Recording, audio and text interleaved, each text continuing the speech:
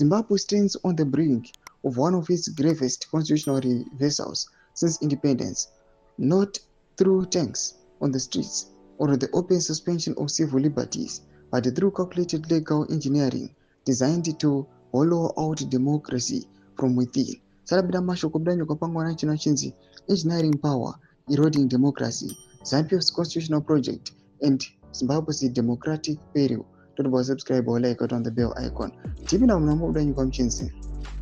Leaked but unconfirmed, documents circulating in political circles point to a raft of proposed constitutional amendments by ZANU-PF, which, taken together, amount to a systematic effort to centralize power, weaken institutional checks, and sever the link between citizens and political authority. If enacted, these changes would fundamentally alter the democratic character of the state while preserving the outward appearance of the constitutional rule. At the center of the proposals is the reported removal of direct presidential elections. Under this plan, the president would no longer be chosen by the electorate but selected by parliament.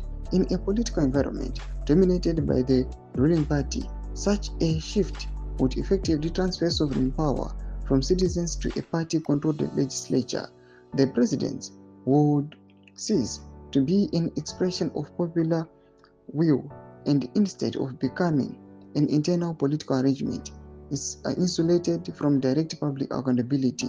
The proposed extension of presidential and parliamentary terms from 5 to 7 years compounds this erosion. Longer terms reduce electoral frequency and weaken the people's ability to regularly assess and replace their leaders, combined with the diminished electoral oversight. Extended tenure risks entrenching power while hollowing out meaningful democratic participation.